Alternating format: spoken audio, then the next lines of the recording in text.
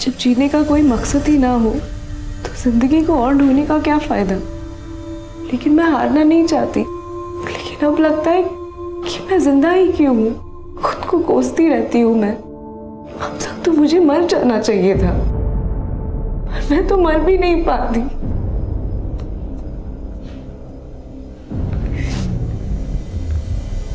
तो तुमने अपनी जान लेने की कोशिश की है?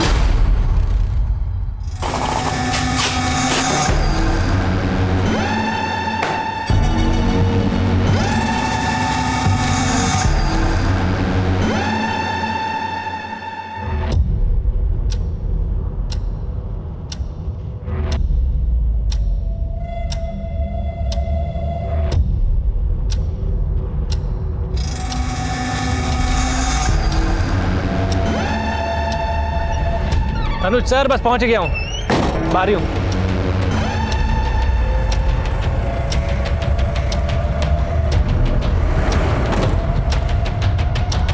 पंद्रह मिनट लेट हो तुम, मालूम है तुम्हें? सर बताइए कितना लोड करना है? ज्ञानेश्वर को बताया तो था, उसने लिस्ट नहीं दी तुम्हें? दी थी सर, पर टैली भी तो करना पड़ता है। तो करो टैली। टोटल 3 अलग अलग एरिया की 22 एटीएम में 18 करोड़ डालना है। कौन से एटीएम में कितना कैश डालना है सब मेंशन है इसमें, चेक करो।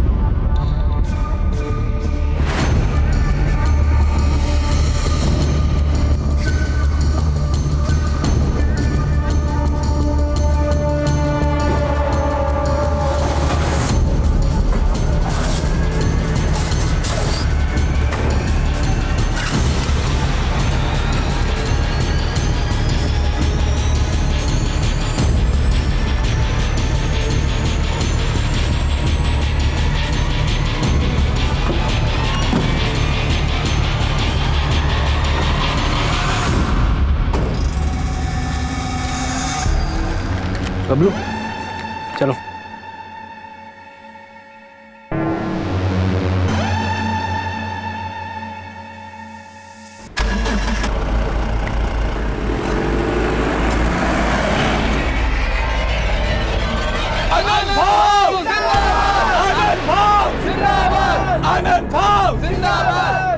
पापा की कृपा से इस बार भी कॉर्पोरेशन के चुनाव में आप ही जीतोगे।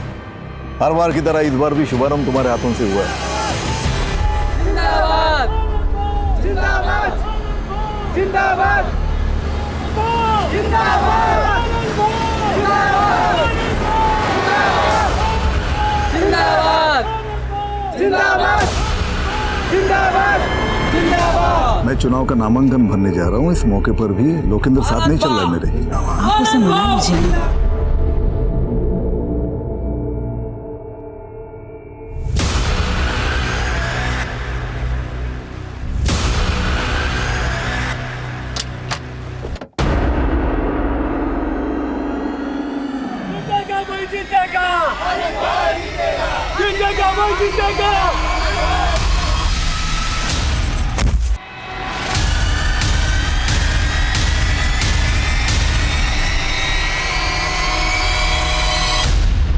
नमस्कार, आदाब। मैं अनूप सोनी क्राइम पेट्रोल सतर्क के ब्लैक हेडलाइंस अध्याय के आज के एपिसोड में आप सबका स्वागत करता हूं। हम सबके जीवन में ऐसी बहुत सारी समस्याएं होती हैं जिनका शायद कभी कभी हमें कोई सोल्यूशन नजर नहीं आता है। एक तरफ एक युवती काव्या थी जो जिंदगी से हार मान चुकी थी,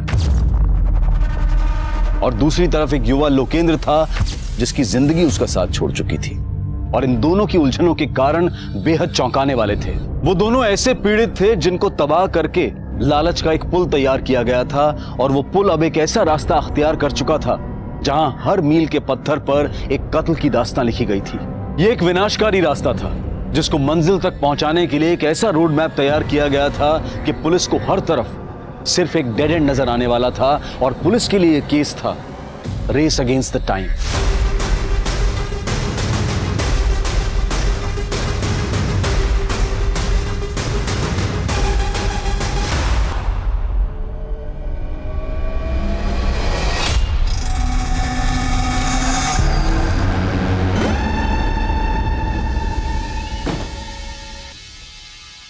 चलता हूँ मैं। तुम्हें पता है ना क्या करना है? काम होने के बाद फोन करना जल्दी। ठीक है, जा जाओ।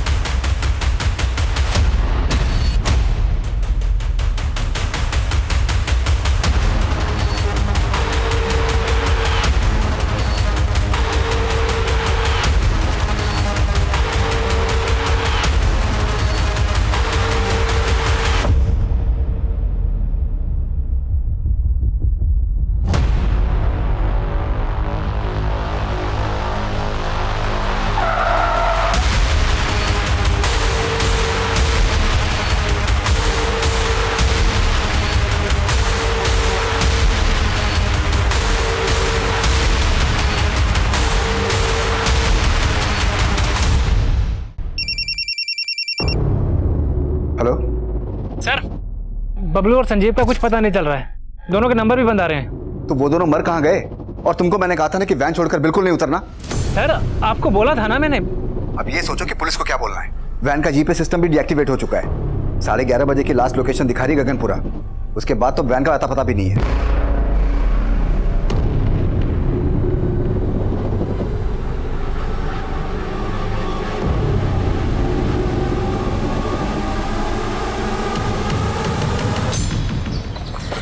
डैडी, मैं तो इंजेक्शन से रोई भी नहीं। Yes, you are strong girl. अब तो आप मुझे फन विलेज लेके चलोगे ना? यस, लेकर जाएंगे, लेकिन पहले आप एकदम फिट हो जाओ, फिर चलेंगे फन विलेज। मैं फिट ही तो हूँ। अच्छा, एक मिनट। जैन सर। आदिल, मैं जानता हूँ कि तुम लीव पर हो, लेकिन अगर तुम टाइम निकाल सको तो एक इमरजेंसी केस है। सर प्लीज ऑर्डर कीजिए। एलएनसी बैंक की 18 करोड़ से भरी कैश फंड गायब हो गई और मैं जानता हूँ कि इस केस को तुम्हारे सिवा और कोई भी हैंडल नहीं कर सकता। इससे पहले कि बैंक का पूरा पैसा हमारी पहुंच से दूर चला जाए, हमें किसी भी हालत में क्रिमिनल्स को पकड़ना होगा। समझ गया sir, I am ready. Sub inspector Manish ने इन्वेस्टिगेशन शुरू कर दी है। मैं उससे कहता हूँ कि फौरन तुम्हें रिपोर्ट करें।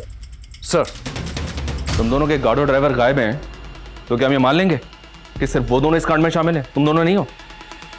बबलू और संजीव तुम दोनों के कहने पे गायब हुए ना? चलो बताओ, कहाँ हैं दोनों? सर, आप खामोखा शक कर रहे हो सर। हम दोनों तो खुद ही बबलू और संजीव को ढूंढने की कोशिश कर रहे थे। सर, आप मुझे थोड़ा टाइम दीजिए, मैं खुद ही उन्हें ढूंढ के ले आऊंगा। अच्छा, तू ढूंढ के लाएगा उन्हें? इसका मतलब तू जानता है कि वो दोनों कहाँ हैं? चल बता, कहाँ हैं दोनों? बोल। नहीं सर, मुझे अगर वो दोनों नहीं मिले ना, तो तुम दोनों जिंदगी भर जेल में सड़ोगे। ले चलो इन दोनों को। सर, अभी सर, हमें नहीं पता सर।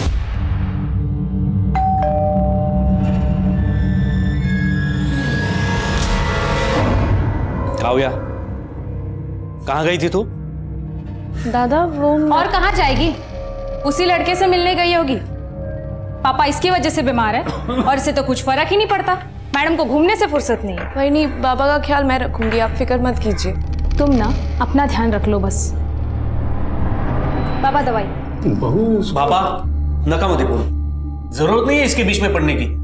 इसके चक्कर में बर्बाद हो जाएंगे हम। बेटा वो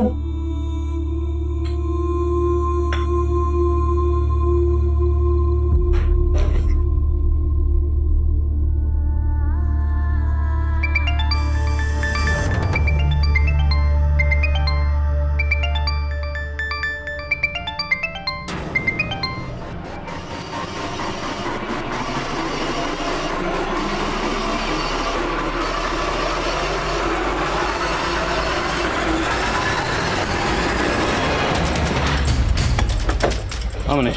जैन सर। जैन सर, वो कैशमैन एलएनसी बैंक की साबरमती ब्रांच से सुबह 10:30 बजे 18 करोड़ रुपए कैश लेकर निकली थी। नॉर्थ और नॉर्थ वेस्ट साइड्स के 3 एरियाज के 22 एटीएम में उस वैन से पैसा भरा जाना था, लेकिन सर वैन एक भी एटीएम तक नहीं पहुंची और 11:30 बजे गगनपुरा एरिया में वैन का जीपीएस डीएक्टिवेट कर दिया गया। तभी से वो कैश वैन ट्रेस नहीं हो पाई सर। हमने गगनपुरा के आसपास के सभी एरियाज की बैरिकेडिंग करवा दी है, लेकिन कोई लीड नहीं मिल रही है। तो हमें अभी भी लग रहा है कि वो वैन गगनपुरा के आसपास ही होगी। वैन का जीपीएस कितने में डीएक्टिवेट हुआ? 11:30 बजे। और अभी बजा 1.5 2 घंटे। 2 घंटे में वो वैन गगनपुरा से तकरीबन 120 किलोमीटर से भी ज़्यादा आगे निकल गई हो। गगनपुरा के 150 किलोमीटर के रेडियस में जितने एग्जिट पॉइंट है सबको सील करवाओ। इस रेडियस में 12 टोल नाके। अगर कैश वैन ने एक भी टोल नाका क्रॉस किया तो हमें डायरेक्शन मिल जाएगी। मनीष, हमें जल्द से जल्द उस वैन तक पहुंचना है और पूरे 18 करोड़ सेव करने हैं।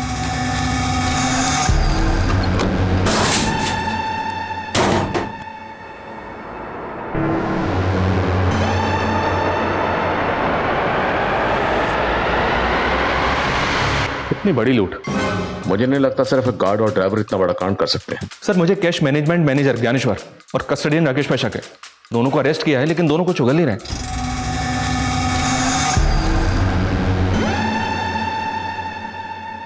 हमें बैंक मैनेजर अनुज से भी मिलना चाहिए और गार्ड और ड्राइवर जहां से गायब हुए हैं उसकी लीड फैमिली से मिल सकती है। फैमिली को कांटेक्ट करो। ऑलरेडी एक टीम भेजी थी सर, गार्ड संजीव के घर। उसने एजेंसी को शांति चौक का एड्रेस दिया था। वहां पहुंचने पर पता चला कि गार्ड संजीव 6 महीने पहले वहां से शिफ्ट हो गया था। अब कहां शिफ्ट हुआ ये उसकी एजेंसी वालों को भी नहीं पता था।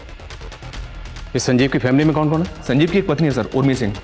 अब ये दोनों कहाँ रहते हैं इसका पता लगाने की कोशिश कर रहे हैं। और वो गार्ड बबलू? सर ये केशववाड़ी एरिया में रहता है। अभिषेक को भेजा पता लगाने के लिए।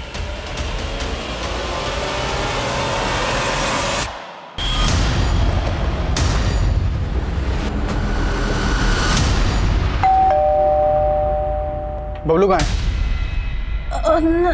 बोल क्यों नहीं रही हो? बबलू कहाँ है? पूरा घर चेक करो, अंदर देखो सर। जाओ, कहाँ है बबलू? अरे कुछ बोल क्यों नहीं रही हो? साहब साहब साहब साहब, मेरी बेटी बोल नहीं सकती है। आप कौन है और बबलू के क्या लगते हैं? बबलू मेरा बेटा है साहब, और हमें मालूम है कि आप लोग बबलू पर शक कर रहे हैं। उसकी एजेंसी वाले भी धमका कर गए हैं। साहब बबलू ने कुछ नहीं किया है। अगर उसने कुछ नहीं किया तो फिर वो गायब कहाँ है? साहब हम लोग खुद परेशान हैं। उसका फोन मिला रहे हैं तो फोन नहीं मिल रहा है। साहब उसे फंसाया जा रहा है। कौन फंसा रहा है उसे? मैं चारों ओर खुद को घिरा पाती हूँ। दिल दिमाग सब कुछ काम करना बंद कर देता है। डॉक्टर आपके पास कोई ऐसी दवा है क्या जिससे मेरे दिमाग में जो भी ये ख्याल आते हैं ना वो सब बंद हो जाए? तुम्हें दवा की नहीं काउंसलिंग की जरूरत है। ये तो हमारा सेकंड सेशन है। तुम बार बार आते रहोगे मैं तो नहीं आ पाऊंगी बार बार। मैंने अपने घर वालों तक को भी नहीं बताया कि मैं यहाँ पे इलाज के लिए आ रही हूँ। काव्या, मानसिक अशांति से निजात पाने का पहला स्टेप है कि ये जो दिल और दिमाग में है ना उसको दबाओ मत। सब कुछ सच सच बता दो। वो सच चाहे कितना भी कड़वा क्यों ना हो। तुम पे कोई क्राइम हुआ है या तुमने कोई क्राइम किया है, जो भी है सब कुछ सच सच बता दो। ये हम दोनों का सीक्रेट होगा।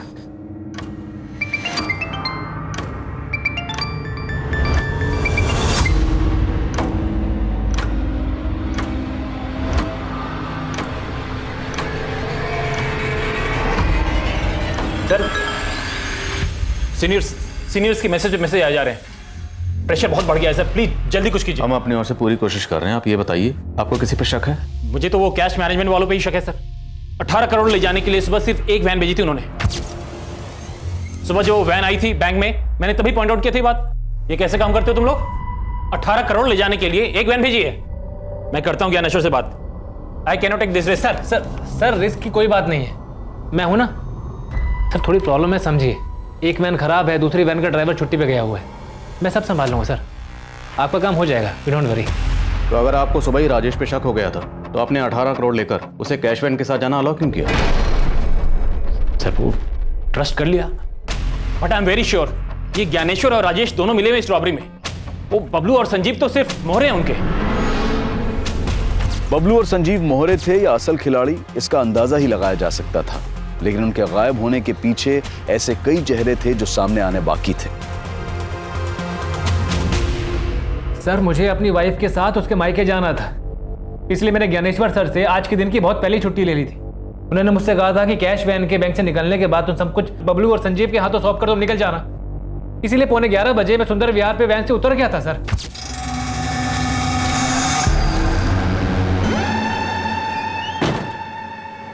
चलो चलता हूँ मैं। ठीक है सर, उसके बाद क्या हुआ मुझे सच में नहीं मालूम है सर। सर वो बहुत मंदी है ना, तो 3 वैन का खर्चा बचाने के लिए हम लोग एक ही वैन का इस्तेमाल कर रहे थे, इसीलिए एक वैन भेजी थी सर।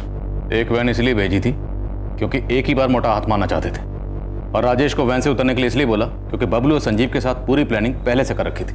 नहीं नहीं सर, कोई प्लानिंग नहीं की थी हम लोगों ने, बल्कि राजेश ही उल्टा बार बार छुट्टी चाहिए बोलता था। सर अब मुझे समझ में आ गया, ये ना छुट्टी के नाम पे अपने आप को बचाने का दिमाग लगा रहा था सर राजेश। दिमाग अब तुम लगा रहे, अगर राजेश पे शक था तो पहले इन्फॉर्म क्यों नहीं किया?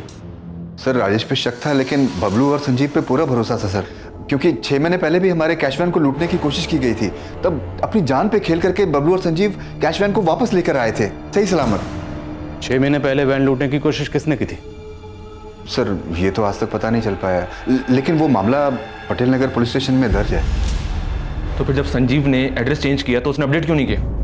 सर वो बबलू ने सर उसके दिमाग में कचरा भर दिया होगा, इसीलिए। कहना क्या चाहते तू? सर बबलू की बहन है, इसलिए उसकी शादी नहीं हो रही थी, लेकिन बबलू ने अपनी बहन के लिए लड़का ढूंढ लिया था। वो उसके दहेज में 5 लाख रुपए देना चाहता था, उसी के जुगाड़ में लगा हुआ था वो। तुझे 5 लाख का लोन चाहिए, वो भी कंपनी से?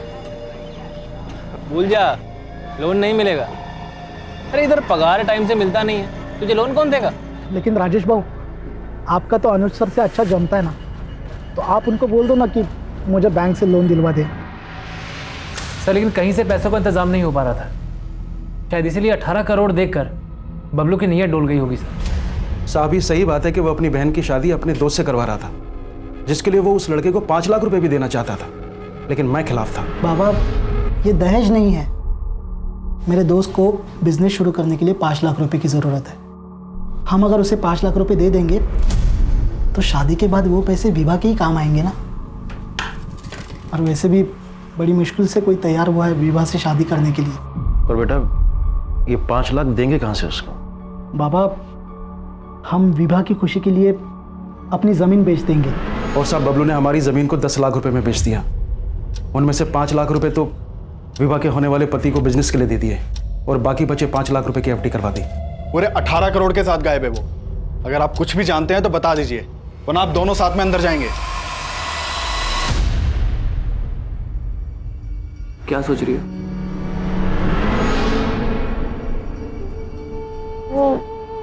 मैं जानता हूं तुम क्या सोच रही हो।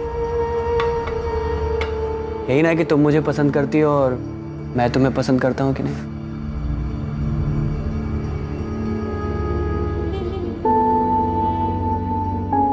मैं तुम्हें अपनी जान से ज्यादा प्यार करता हूं। सुधीर, मैं वाहिद। दोबारा ऐसा मत बोलना। तुम्हारे पैर खराब है तो क्या हुआ, लेकिन तुम्हारा मन बहुत सुंदर है। मैं तुमसे शादी करना चाहता हूँ। मुझे लगा था कि सुधीर मुझसे हमेशा प्यार करेगा, मैं भी उसे पसंद करने लगी थी, लेकिन क्या काव्या, तुम चुप क्यों हो गई? क्या हुआ? कहीं वो लड़के ने तुम्हारे साथ कुछ गलत? नहीं डॉक्टर, ऐसा कुछ नहीं है। तो फिर प्रॉब्लम क्या है?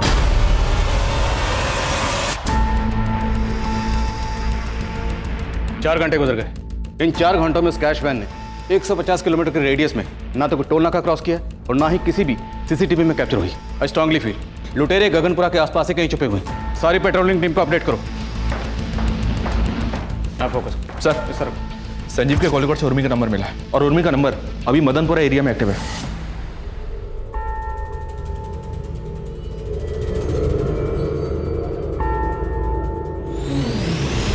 हो सकता है उर्मी संजीव के साथ फोन पर टच में हो। उसका फोन सर्विलेंस पर डाल दो, उसके फोन की लोकेशन ट्रेस करके हम उस तक पहुंचेंगे, बट डोंट कॉल, उससे वो अलर्ट हो जाएगी। और एक खास बात है सर, उर्मी का फोन अभी जहाँ पे एक्टिव है वहाँ पे संजीव का फोन सुबह शाम एक्टिव रहता था। इसका मतलब है कि दोनों उसी एरिया में रहते हैं। पता करो एग्जैक्टली कहाँ रहते हैं।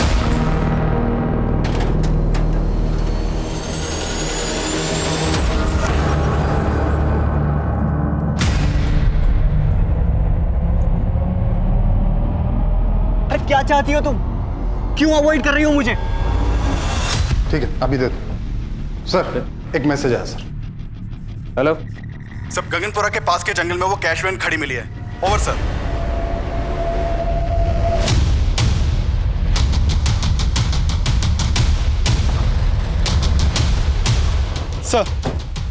सर ये देखिए पूरे 18 करोड़ की लूट है सर। सारी पेटियां खाली कर दी हैं, एक भी पैसा नहीं छोड़ा है।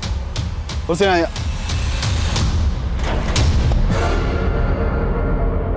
सर इस पेटी में बबलू की लाश है। सर मुझे लग रहा है सारा खेल संजीव का किया हुआ है। संजीव अकेला इतना पैसा गायब नहीं कर सकता, उसके साथ और लोग भी होंगे जिनके साथ मिलकर उसने बबलू को मारा।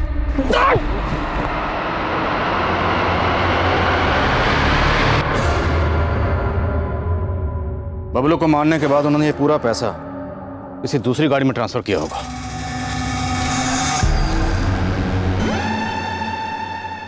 और बबलू की लाश को इस ट्रंक में डालकर कैश वैन को यहीं डंप करके चले गए। जिस गाड़ी से वो पैसा लेकर भागे, हो सकता है वो गाड़ी इस कैश वैन को पहले से फॉलो कर रही। जहां जहां से कैश वैन गुजरी है उन सब जगह के सीसीटीवी क्लोजली मॉनिटर करो और पता करो क्या कोई पर्टिकुलर ऐसी गाड़ी थी जो कैश वैन को लगातार फॉलो कर रही थी। सर उस कैश वैन से लूटे गए 18 करोड़ पुलिस की पहुंच से बहुत दूर नजर आ रहे थे, लेकिन जल्द ही पुलिस ने कैश वैन के गार्ड संजीव की बीवी उर्मी का पता लगा लिया था।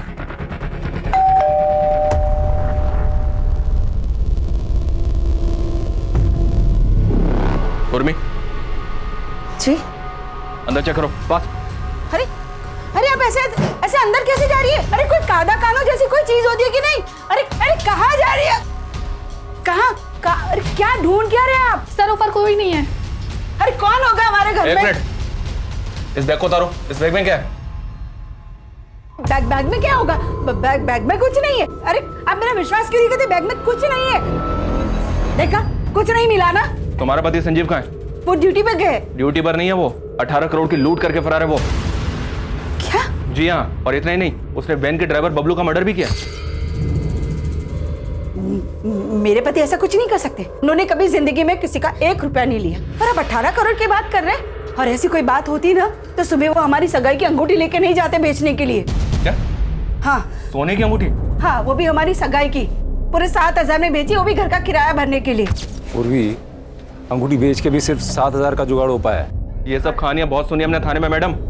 अभी सीधी तरह से बताओ संजीव कहाँ है? बोलो। मेरा बच्चा रो रहा है, उठा दिया ना उसे। पता भी है आपको वो कितना बीमार है मेरा बच्चा। अरे नहीं बेटा चुप हो जा, मैं हूं ना। हाँ तो मेरा बच्चा बहुत बीमार है और आप लोग हमें परेशान कर रहे हैं। हाँ मनीष बोलो। तो संजीव की पत्नी का कहना है कि वो नहीं जानती कि संजीव कहाँ है। उससे ज्यादा इंक्वायरी नहीं कर पाए, उसका बच्चा बीमार था, रोने लगा। शायद ये बच्चे की आड़ लेकर पूछताछ से बच रही है और ये जानती है कि वो संजीव कहाँ है। नजरबंद रखो इसे। सर ये संजीव इतनी बड़ी लूट में इन्वॉल्व है, पक्का इसने प्लानिंग भी लंबी की होगी। एक काम करता हूँ सर, इसकी पिछले दिनों की एक एक्टिविटी का पता करवाता हूँ। मनीष फिलहाल हमें 18 करोड़ सेव करने पे फोकस करना है। लूट हुए 7 घंटे से ऊपर गुजर चुके हैं। अगर लुटेरे हमारी पहुंच से निकल गए तो पैसा सेव करना मुश्किल हो जाएगा। लेकिन सर अभी तक हमें इस बात का अंदाजा तक नहीं है कि उस कैश को वैन से निकालकर किस गाड़ी में ले जाया गया होगा। शायद वो अलर्ट है, इसलिए शहर से भागने की गलती नहीं कर रहे हैं। पर 18 करोड़ की लूट हुई है तो लंबी प्लानिंग की गई होगी। 18 करोड़ कैश उसको ट्रांसफर करने के लिए हो सकता है बैग खरीदे गए हों। उस एरिया में जितनी भी मार्केट है सबको स्कैन करो। सर शहर में इतनी मार्केट्स हैं, इतनी जल्दी कैसे पता होगा? मनीष करना पड़ेगा, हमारे पास और कोई ऑप्शन नहीं। Just do it.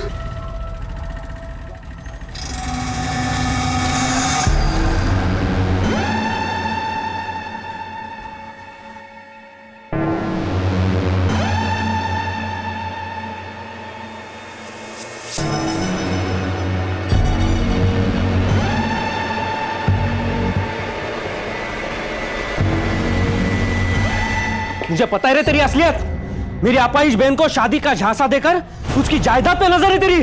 अरे आप मेरी बात चल। एकदा सांगून ठेवतो, मेरी बहन से दूर रहे वरना जान ले लूंगा तेरी। चल चला रे आप। बाबा सुधीर अच्छा लड़का है। क्या हुआ काम? बाबा इसके मोह में पागल मत बनिए आप। उस लड़के से शादी करेगी नहीं तो ये बर्बाद हो जाएगी। मेरे भैया भाभी को लगता था कि सुधीर चीटर है, लेकिन मेरे पापा को मुझ पे भरोसा था। उन्हें सुधीर पसंद भी था, पर तुम्हारे पापा तुम्हारे साथ थे तो प्रॉब्लम क्या था? तुम्हारा सुधीर से दूर होने का कारण तुम्हारे भैया थे या कुछ और? 18 करोड़ की लूट हुए 12 घंटे बीत चुके थे और अंधेरा होने के बाद पुलिस को उन क्रिमिनल्स तक पहुंचने का कोई जरिया नजर नहीं आ रहा था।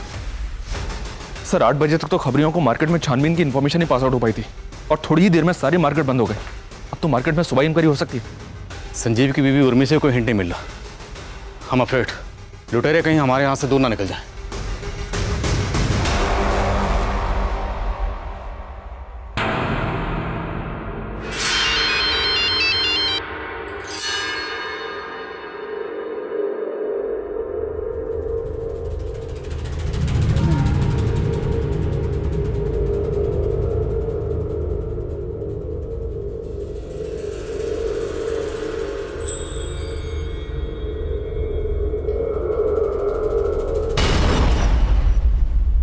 कहाँ भाग रही है? कहाँ भागेंगे हम? अरे हमारा बच्चा है, हम अपने बच्चे को छोड़ के भागेंगे? ऐसी बहुत देखी है मैंने जो अपने फायदे के लिए अपने बच्चों का भी नहीं सोचती। ये क्या बोल रही है आप? हम अपने बच्चे के लिए दूध लेने जा रहे थे, अब उसे दूध भी ना पिलाए क्या? अब आपकी परमिशन हो तो दूध लेने जाए? साला किस्मत ही खराब है। तेरे चक्कर में मैं भी पिस रहा हूं यहाँ पर। मेरे चक्कर में क्या? सब आपका किया धरा सर। पिस मैं गया हूं बीच में। तू ना ज्यादा नौटंकी मत कर, समझा ना? अच्छी तरह से जानता हूं तू है क्या। क्या समझते हैं आप? क्या समझते हैं बताइए ना। बताओ तेरे को मैं साले तेरा तो मुंह मैं खुलवाऊंगा और पता करवाऊंगा कि सारा पैसा गया कहां पे है। हाँ? तेरी तो तू हाथ उठाएगा मेरे ऊपर। हाँ? क्या लगा रखा है तुम लोगों ने? इतना मार खा के भी तुम लोग सुधरे नहीं। सर इसको चर्बी चढ़ गई है, अपने आप को सच्चा साबित करने के लिए पीट रहा है मुझे, बताइए। नहीं हवलदार साहब, इसकी नौटंकी पे बिल्कुल ध्यान मत देना। इसको ना एक बार तबीयत से तोड़ो, उसके बाद देखना ये बताएगा पैसा गया कहां। मैं आपको बता रहा हूँ, इसको तोड़िए, ये बताएगा सब टच किया है, सब पैसा इसने कॉल किया है। सर तुम मेरे को तोड़वाएगा?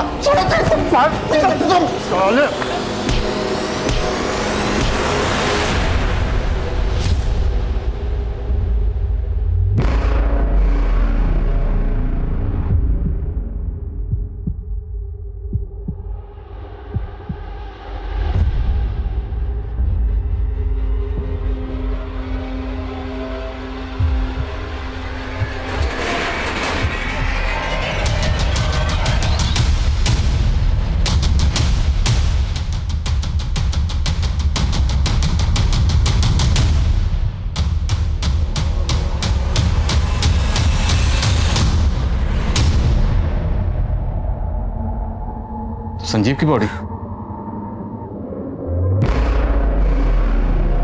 दूसरी बॉडी किसकी? सर मैं गाड़ी का रजिस्ट्रेशन नंबर डिटेल्स निकलवाने के लिए हेडक्वार्टर भेजता हूँ। और आसपास पता करो, किसने कुछ देखा है क्या? सर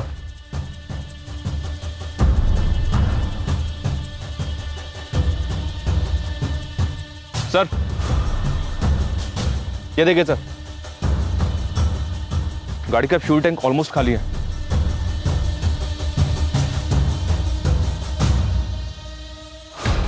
मतलब गाड़ी लेकर गोल गोल घूमते रहे, फ्यूल खाली हो गए, फिर भी गाड़ी को पेट्रोल पंप पर ले जाकर फ्यूल भरवाने का रिस्क नहीं लिया और गाड़ी को यहीं डंप करके चले गए। अभिषेक, क्या अपडेट है? सर मैंने आरटीओ से पता किया, वो गाड़ी गणेश महात्रे के नाम पर रजिस्टर्ड है। गणेश महात्रे कहाँ रहता है? सर वो वाकड़ का रहने वाला है और उसके घर वालों ने उसकी मिसिंग कंप्लेंट भी फाइल करवाई है। सर वो दोपहर से ही गायब है। इस गणेश महात्रे की फोटो मुझे भेजो तुरंत।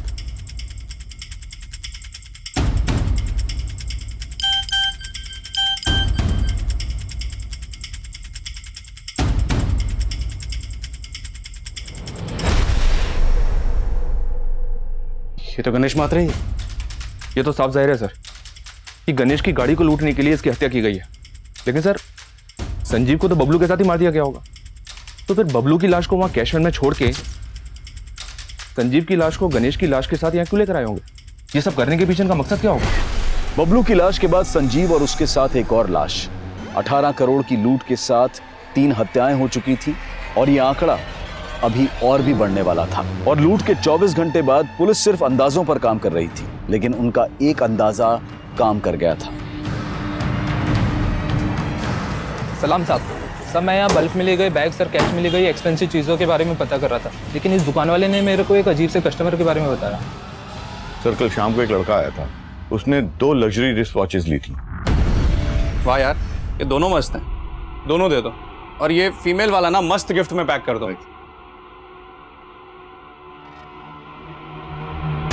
सर देखने में वो बहुत ही ऑर्डिनरी लुकिंग था, लेकिन उसके पास इतने पैसे देख करके मैं चौंक गया। मैंने सोचा शायद पैसे नकली ना हो, इसलिए मैंने उससे कहा कि कार्ड से पेमेंट कीजिए। इस पे वो भड़क गया। तू जानता है किससे बात कर रहा है तू? Sub inspector R S. अगारिया का छोटा भाई हूं मैं।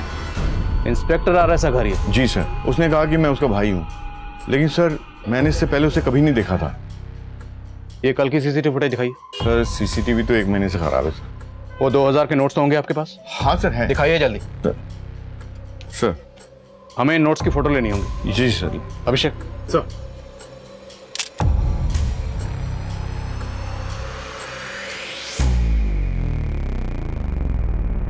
हेलो सर, ये नंबर उस सीरीज के पैसों से मैच हो रहे हैं। सर बैंक मैनेजर अनुज का कहना है कि इन नोटों की सीरीज उन 18 करोड़ वाले नोटों से मिलती है। जिसका मतलब है वो लड़का लूट में शामिल था और लूट के पैसों से खरीदारी करने आया था। दुकान के आसपास जहां जहां सीसीटीवी है सबको खंगालो, किसी ना किसी कैमरे में जरूर कैप्चर हुआ होगा। सर हम लगातार फॉलो कर रहे हैं sir. Yes sir, yes sir. Sir जैसे कुछ होता है मैं अपडेट करता हूँ आपको। Okay sir. Sir RS. Agariya नाम का एक सब इंस्पेक्टर गोविंद नगर थाने में पोस्टेड था, उसके बारे में पता किया तो पता चला कि वो 16 दिनों से गायब है। What? जो लड़का लूट के पैसों से घड़ियां खरीदने आया था वो खुद को सब इंस्पेक्टर अगारिया का भाई बता रहा था, और अब ये अगारिया भी 16 दिनों से गायब है। कहीं ये सब इंस्पेक्टर अगारिया भी इस लूट में शामिल तो नहीं? पॉसिबल है सर। और एक बात सर, सब इंस्पेक्टर अगारिया का एक जूनियर है, फोन पर अगारिया की मिसिंग होने की कुछ और ही कहानी सुना रहा है। उसको बुलवा लिया है, आता ही होगा। सर अगारिया सर का तो कोई सगा भाई नहीं था। सगा ना सही, सौतेला होगा, कजिन होगा, यार दोस्त होगा, कोई तो होगा, वरना कोई ऐसे ही खुद को अगारिया का भाई क्यों बोले? अच्छा ये अगारिया 16 दिन से गायब क्यों? सर गायब नहीं है वो, मुझे डाउट है कि उनको किसी ने गायब करवाया है। किस पे डाउट है? डरो नहीं, बोलो बोलो। सर हमारे एरिया के कॉर्पोरेटर आनंद कुमार, सर उसी के बेटे की संदिग्ध मौत का केस सॉल्व कर रहे थे अगारिया सर। ये सब कुछ जब हुआ तो लोकेंद्र के पास कौन था? कोई नहीं था, वो ऊपर अकेला था। आपके कहने का मतलब है कि लोकेंद्र गलती से नीचे गिर गया? शायद उसने खुद अपनी जान ले ली। लेकिन आपका बेटा लोकेंद्र ऐसा करेगा क्यों? सब मेरी वजह से हुआ है। पहले मेरा फैसला उस पर थोपना नहीं चाहिए था। ए लोकेंद्र, इतने बड़े नेता की बेटी का रिश्ता है तुम्हारे लिए और तुम मना क्यों कर रहे हो? पापा मैं मर जाऊंगा लेकिन ये शादी नहीं करूंगा।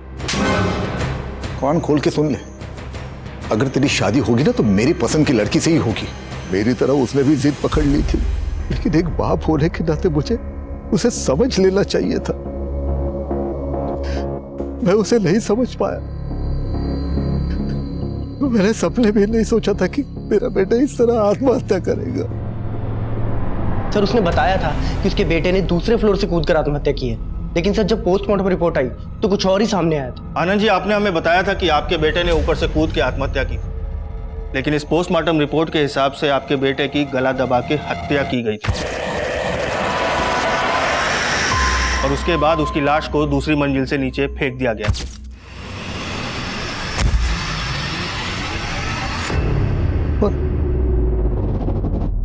उसकी हत्या करेगा कौन? शायद आप, क्योंकि इस पोस्टमार्टम रिपोर्ट में यह भी क्लियर हो चुका है कि आपका बेटा गे था। क्या बकवास कर रहे हो तुम? नीचे आनंद जी, आप ही ने हमें बताया था ना कि आप अपने बेटे की शादी करवाना चाहते थे, लेकिन वो इस शादी के खिलाफ था, और जब आपको पता चला कि आपका बेटा गे था, आपने उसे दूसरी मंजिल से फेंकवा के मरवा दिया। जानता किससे बात कर रहा है तू? अगारिया। सिर्फ 2 मिनट लगेंगे, सिर्फ 2 मिनट लगेंगे तेरी वर्दी उतरवाने में। और सर अगले दिन से अगारिया सर मिसिंग है। सर मुझे पक्का डाउट है इस आनंद कुमार ने अगारिया सर को गायब किया है। ठीक है कुमार, थैंक यू सर। कहीं अगारिया के इशारे पर ये कांस्टेबल उसको बचाने की कोशिश तो नहीं कर रहा है? मुमकिन है, हो सकता है रॉबरी का लिंक इस आनंद कुमार से कनेक्टेड हो। मिलो इस आनंद कुमार से। सर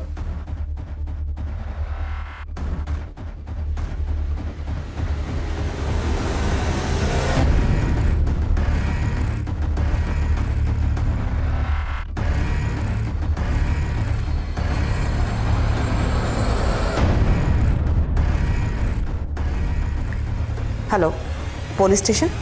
काव्या, तुम्हें डरने की जरूरत नहीं है। मुझ पे भरोसा रखो, मैं हर कंडीशन में तुम्हारे साथ हूं।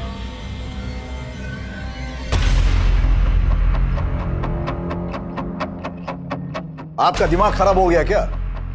मैं भला अघारिया को गायब क्यों करूंगा? क्योंकि डाउट था सब इंस्पेक्टर अगारिया को कि आपने मरवाया था अपने बेटे को। कोई डाउट वाउट नहीं था उसे, बल्कि वो ये चाहता था कि मैं उसे डर के उसे लाखों रुपए दे दूं, और इसी वजह से मेरे बेटे को मरवाने का आरोप मुझ पर लगाने की कोशिश कर रहा था वो। अच्छा, झूठ बोलकर सच को बदल रहे हैं, या फिर अगारिया से ब्लैकमेल ना हो इसलिए अगारिया को? क्या सबूत है आपके पास?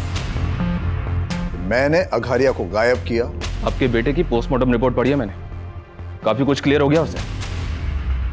बस एक सबूत और, उसके बाद काफी लंबा अंदर जाने वाले हैं। कैमरा 3 शिफ्ट कर दे सर। हाँ, सर एक बात है, पता नहीं अपने काम किया है या नहीं। बात क्या? सर एक प्रभा नाम की साइकेट्रिस्ट ने एक कंप्लेंट फाइल करवाई है। उसके एक पेशेंट है जो कि रेप विक्टिम है, और उसका कहना है कि एक पुलिस वाले ने उसका रेप किया है। कौन है पुलिस वाला? सर वो तो पता नहीं, लेकिन हमारे इस रोबरी वाले केस में भी एक पुलिस वाले का नाम आ रहा है, इसलिए सोचा आपको बता दूं। ये विक्टिम लड़की रहती कहाँ है? नाम क्या है? सर आपने तो प्रॉमिस किया था ना आप किसी को नहीं बताएंगे। काव्या, ऐसे लोग बाहर रहेंगे तो तुम्हारी तरह दूसरे लड़के भी मुसीबत में पड़ जाएंगे। काव्या, आपको किसी से डरने की जरूरत नहीं है, जो भी हुआ था साफ साफ हो गई। उस रात मैं और बाबा घर वापस आ रहे थे, तभी एक पुलिस वाले ने हमारी गाड़ी रोक दी। क्या हुआ सर? हमारी गाड़ी रुकते ही 3 और लोग आ गए थे।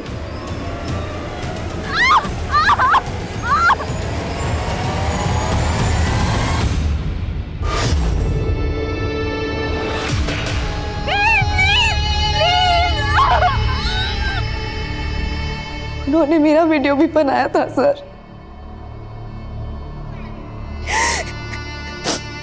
उन्होंने हमें धमकी भी दी थी, अगर पुलिस के पास गए तो वीडियो अपलोड कर देंगे। सर वो आपका कुछ नहीं बिगाड़ पाएंगे, भरोसा रखिए। काव्य, क्या वो पुलिस वाला ये था?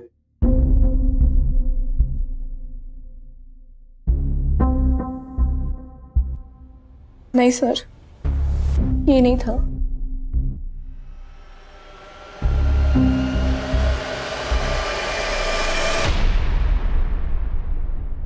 सर उसके बैच पे RS अघारिया लिखा हुआ था।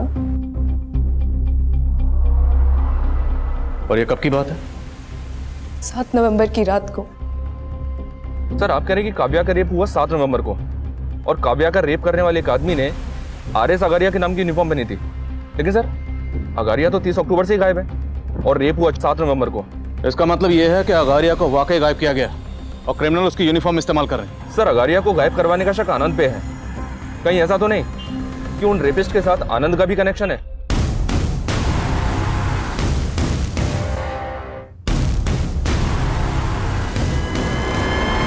इतने सब का 18 करोड़ की रॉबरी से क्या कनेक्शन होगा? अगारिया के केस की एक एक डिटेल निकलो और हेडक्वार्टर पहुंचे, मैं वहीं मिलता हूं। प्रेम, काव्या और उसके फादर से क्रिमिनल्स के स्केचेस बनो। सर हेडक्वार्टर लो।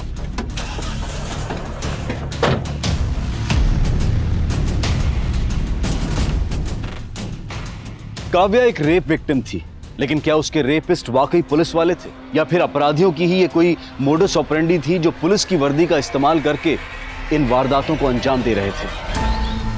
सर काव्या और उसके फादर ने इन 4 लोगों के स्केच बनवाए, लेकिन इनमें से एक भी sketch sub inspector RS Agariya से नहीं मिलता है। तो हो सकता है जिस लड़के ने खुद को RS अगारिया का भाई बताकर वो घड़ियां खरीदी थी और दुकानदार को धमकाया था, वो लड़का इनमें से कोई एक हो। देखिए इनमें से किस लड़के ने घड़ी खरीदी थी आपसे, गौर से देखिए। ये दोनों मस्त है, दोनों दे दो। ये वाला लड़का था, इसने वो 2 घड़ियां खरीदी थी। ये घड़ी भी अच्छी है और अपना वक्त भी अच्छा है। हाँ, लेकिन ये 18 करोड़ के गद्दे पर लेट लेट कर तो मेरी नींद ही उड़ गई है।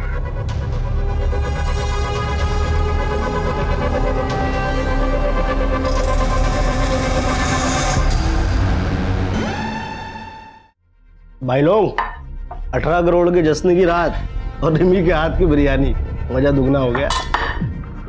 अरे रिमी, ये एक्स्ट्रा प्लेट किसके लिए? आप हमारे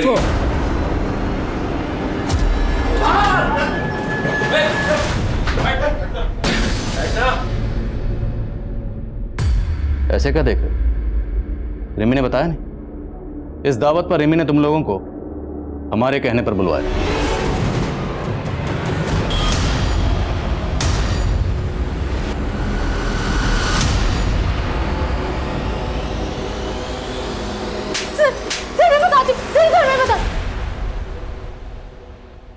तो मुकेश, तुम 5 साल पहले जिस बैंक में एम्प्लॉय थे उसी में गबन किया और फिर भी तुम्हारा पेट नहीं भरा। तो मैं तुम्हारा पेट भरूं? और जेल में तुम्हारी मुलाकात हुई मिस्टर जस्टिन से, जिसे जेल पहुंचाया था इंस्पेक्टर आघारिया ने। साहब मेरे को आगारिया से बदला लेने का था। हम जेल से बाहर आए तो हमारी मुलाकात अवध और सुबोध से हुई। सुबोध, तो तू आनंद कुमार का सपोर्टर है? सर, मैंने अघारिया के जूनियर को ये सारे स्केचेस दिखाए। उसने इसमें से एक लड़के को आइडेंटिफाई किया है। सर, इसका नाम सुबोध है और ये आनंद कुमार की पार्टी का कार्यकर्ता है। सर, सुबोध के कॉल रिकॉर्ड से रिमी नाम की एक लड़के का नंबर मिला है। शायद इस रिमी से सुबोध और बाकी क्रिमिनल्स की लीड मिल जाए। ये है वो रिमी। तेरे इस गैंग में आनंद कुमार का क्या रोल है? उनका कोई रोल नहीं था सर। उनका के बेटा मेरा लवर था सर। मैं तो उसके पैसे पे ऐश करके उसे मजे देता था सर। वो पागल हो गया था मेरे लिए सर। उस दिन मैं छिप के उससे मिलने गया तो उसने मुझसे कहा कि अच्छा हुआ तुम आ गए, और अब मैं तुमसे ही शादी करूंगा और बाबा को भी बताऊंगा, और अगर बाबा नहीं मानेंगे ना तो हम भाग के शादी करेंगे। सर, ये सुन के ना मेरा माथा ठनक गया था सर। तो सर मैंने गला घोंट के उसे मार दी और उसे वो खिड़की से नीचे गिरा दिया सर। अगारिया को पता चल गया था कि लोकेंद्र का मर्डर हुआ है, तो सर हम लोग कहीं उसकी नज़रों में ना आ जाएं, इसलिए हमने उसे मिलके मार दिया सर। और फिर अगारिया की लाश जंगल में ही गाड़ दी सर। और सर, उसकी वर्दी निकाल कर हमने रख ली और सोचा कि उसका आगे भी इस्तेमाल कर हम लोग कांड करेंगे। और सब उस दिन शाम को उस लड़की को देखकर हमारा उस पर दिल आ गया था। अब हमें छोटी मोटी लूट नहीं करनी थी साहब, बड़ा हाथ मारना था। फिर से पुलिस की वर्दी का सहारा लिया और बबलू को भी पटाया। बबलू? नहीं, मैं ये नहीं कर सकता। अरे बबलू सुन, डर क्यों रहा है तू? और पुलिस है ना अपने साथ। और आखिरकार बबलू हमारी बातों में फंस ही गया साहब। उसने हमें बोला कि जैसे उसे मौका मिल जाएगा वो पूरा अपडेट हमें दे देगा। अरे बबलू, गाड़ी इधर किधर मोड़ रहा है? वो जो सारस्वत बाग का ATM है ना, वो यहाँ से नजदीक है। पुलिस गाड़ी लेके जंगल के रास्ते कहाँ जा रहा था? आने का बहन जो है वो पैसे गन क्यों खींची?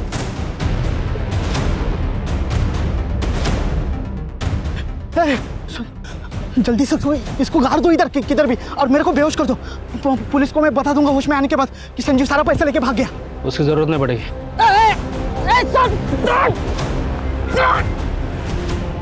बैंक की वैन पकड़े जाने का डर था ना, तो हमने एक और गाड़ी पहले से लूट के रखी थी सर। हमने बबलू की लाश वहीं गाड़ी में छोड़ दी थी और हमारा प्लान था कि संजीव की लाश को उस गाड़ी वाले के साथ कहीं और गाड़ देंगे। और इतने में रास्ते में हमारा तेल खत्म हो गया सर, तो हमने सर हमारी गाड़ी वहीं खड़ी कर दी और बैग लेके वहां से भाग गए सर।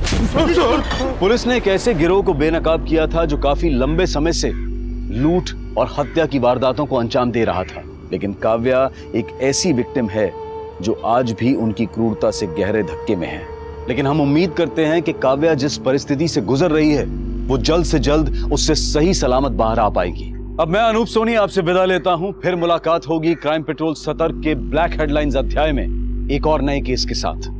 और याद रखें, क्राइम और आपके बीच में सिर्फ इतना फर्क है कि आप कितने सतर्क हैं। सतर्क रहें, सुरक्षित रहें। जय हिंद।